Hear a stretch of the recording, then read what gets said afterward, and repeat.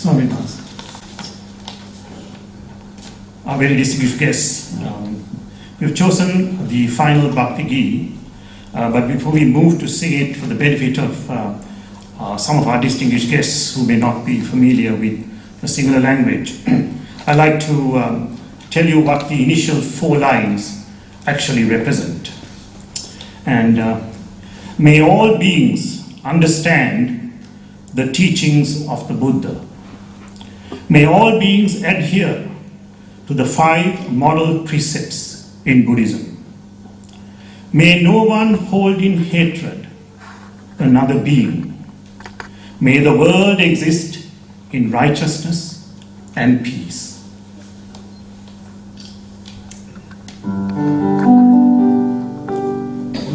ධර්මය අවබෝධ කරත්වා පංචශීලය සෞම රකිත්වා කිසිවෙකුට වෛර නොකරත්වා දැහැමින් සානෙන්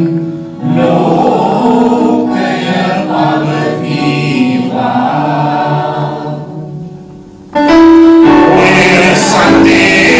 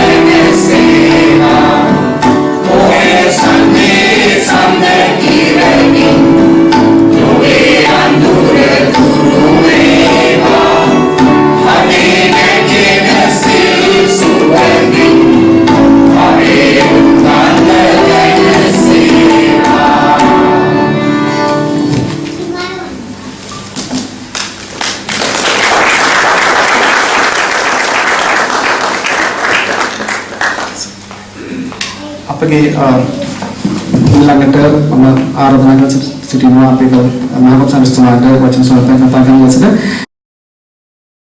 ගීතය ගායනා කරන ලද්දේ ලංකාවේ සිටින සහෝදරවරුන් දෙදෙනෙක් කිවුඩ කන්දනාරච්චි වික්ටර් කන්දනාරච්චි සමග චන්ද්‍ර කුමාර කන්දනාරච්චි කියන සහෝදරයන් දෙදෙනා ගරු මම ඔබතුමාට කතා ස්වාමීන් වහන්සේ අපේ ලැබුණු ආශිර්වාදයට බොහොම ස්තුතියි.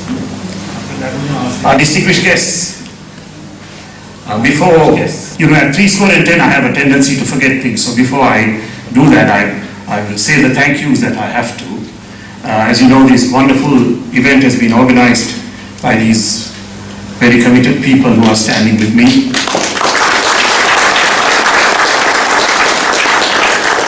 Supported by these wonderful gentlemen from the Nagaru who have been synonymous with our music.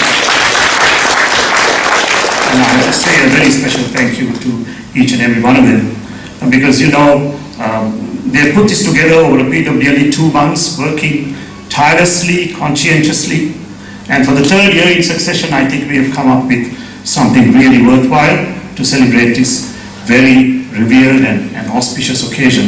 And once again, I'd like to thank each and every one of you for what you have contributed to this day.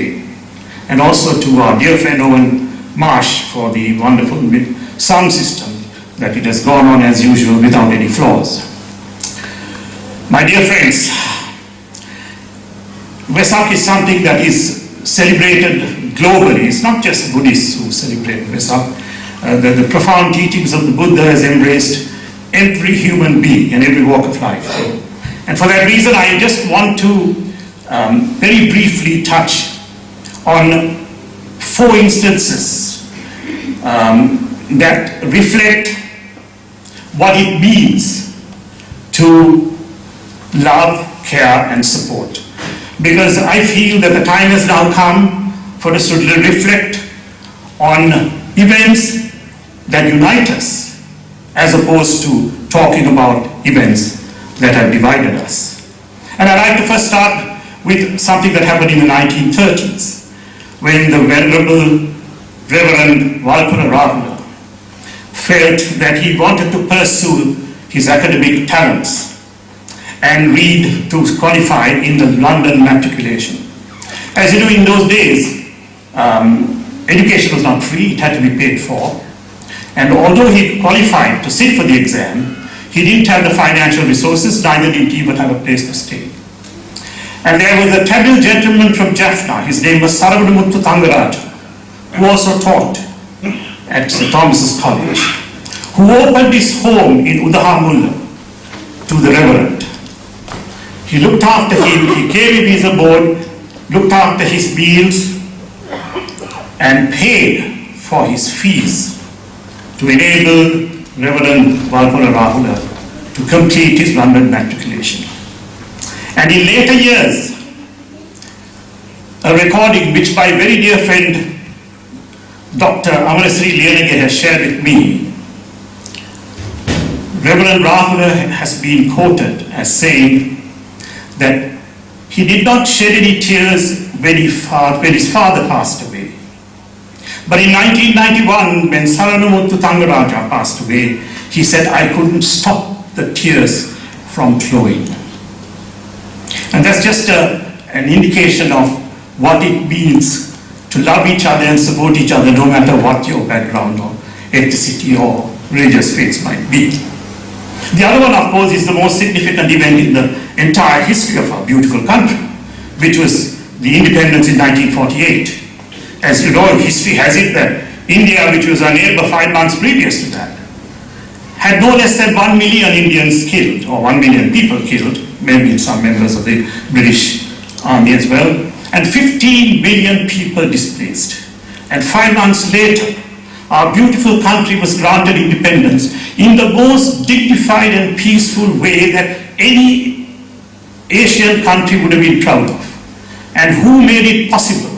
It was the contribution made not through aggression, but through intellect. The intellect of our eminent Siladis, represented by Sinhalese, Tamils, Muslims, Burghers and Malays. And there lies a wonderful lesson for us to reflect on of what we can achieve if only we come to support each other, respect each other, and move forward. And a further example of that, the third, of course, is in 1990s, when a devout singular Buddhist embraced a conservative Tamil Hindu from the hill country. They respected each other, they supported each other, and the result was a magical effect on our nation's cricket. And I refer to Arjuna Ranatunga and Muttaya Muralidharan. And finally, just about a month ago, 20 million Sri Lankans came together to contribute towards the purchase of a PET scan machine. Because as you know, that is the only machine that can detect in an advanced stage any terminal illnesses that are showing signs in our bodies. And it is amazing the number of people who took to the streets to raise money for that. And when that PET scan was declared open in the presence of the Minister of Health, it was a boy not even in his teens who was terminally ill who cut the ribbon. And cancer did not ask him, are you Sinhalese, Tamil, Muslim or Burgher? It's just that each one of us is equally vulnerable. And the strength that boy had that day was the support and the love of everyone who was around them. So my dear friends, you know, we talk about being perhaps the most literate country in Asia. And I think we are all very proud of that. But I feel that the time has now come for us to go beyond treating our literacy as one that acquires knowledge and graduate to something called wisdom, which Lord Buddha has preached so profoundly, and look at all these wonderful things that have happened before us and realize their value and embrace them as one.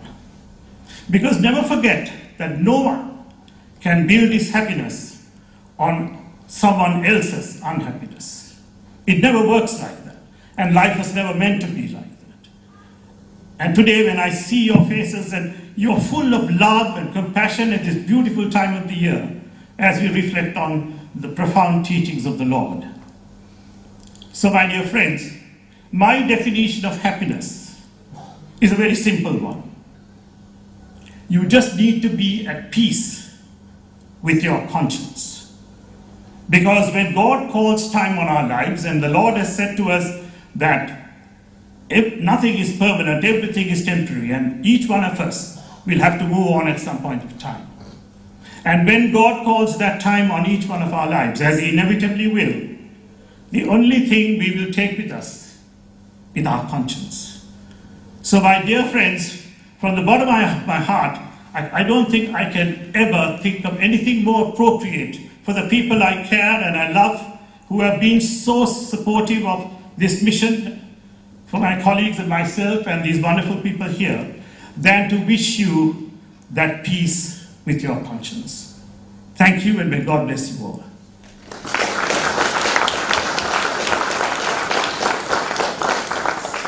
Take